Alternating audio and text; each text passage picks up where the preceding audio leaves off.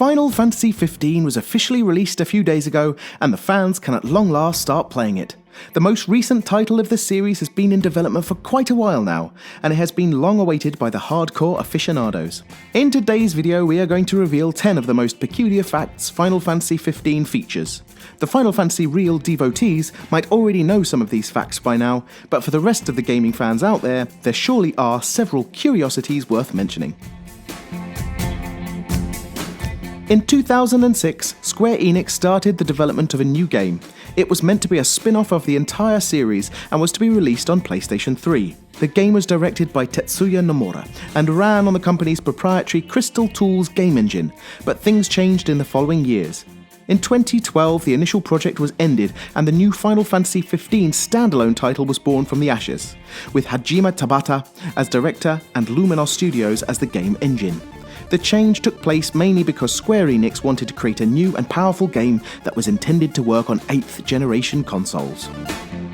As stated by Final Fantasy's director, the final challenge featured in this game is the strongest enemy from the entire series, and when this news first came out, it wasn't even clear who the final boss would be. Meanwhile, the game launched, and the fans already started to hungrily delve into its world, to track down the main villain and test just how powerful it truly was. This mega boss proved to be the Adamantoise, a giant turtle that indeed requires a very well organised combo mix to be defeated. The humongous turtle that carries a mountain on its back is Final Fantasy's post-game final boss, and it proved to be the toughest of them all. Conan O'Brien in his Clueless Gamer video points out that the Adamantoise could be beaten after 72 hours of gameplay. This sounds very unlikely, and we remembered that sometime in the past Hajime Tabata had said something about needing 15 hours to beat it. Again, very unlikely.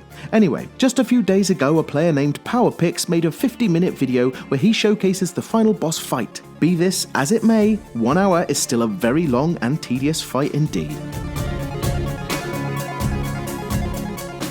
Dating back to the Final Fantasy Versus 13 period, the partnership with the Japanese fashion house Rowan is still standing.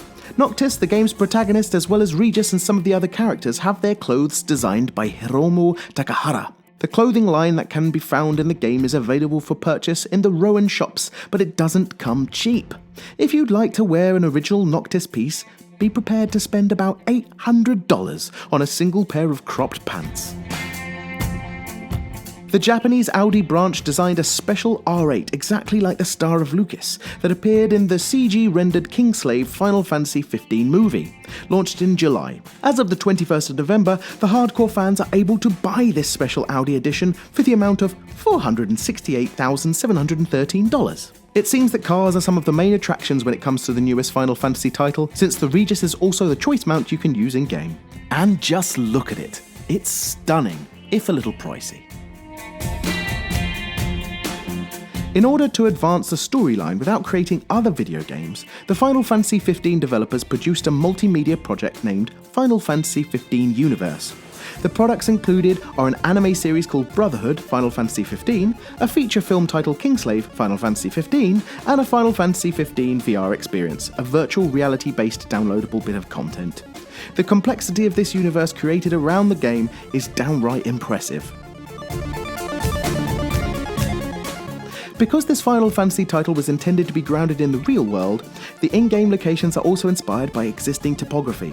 Since Eos is very similar to our Earth, and the magic elements are gradually inserted into the universe, the locations featured are based upon realistic places, such as Venice, Tokyo, or the Bahamas. The degree of authenticity is increased, and the outcome is a well-rounded, open-world game that offers a very large array of gameplay activities. And it's just simply beautiful. Inspired by Stephen King's 1986 movie Stand By Me, the Final Fantasy XV live-action trailer presents the story of 5 kids that wander into a forest and are attacked by a monster just to be saved in the nick of time by the in-game characters. In the background, we can hear Ben E. King's song Stand By Me performed in the eeriest of manners by the English indie rock band Florence and the Machine. As unlikely as it might seem that a Japanese RPG chose to use a European band for their theme song, the result is a perfect fit. In May of this year, an anonymous poster on 4chan wrote a series of plot points that he said were spoilers for Final Fantasy XV. Nobody believed him back then, but since the game's launch, those theories once tossed aside have proved to be almost exactly right. Information regarding the game's ending, the final boss, as well as the fate of several characters was so spot on that we're starting to question whether he is some kind of psychic, a Nostradamus of sorts, a very lucky guesser, or probably worked on the development of the game. Whoops. This was our list featuring some of the weird but true facts about Final Fantasy XV, and we hope you've enjoyed our video. If you did, please press that like button as we do appreciate it and it helps us immensely. You can also post other details that you think we might have missed in the comments below because we do read pretty much everything. Now would also be a great time to encourage you to subscribe because we upload new stuff all the time. Subscribing will keep you up to date with all of our latest videos. You can also check out fraghero.com for more gaming related articles, but until next time, have a great day.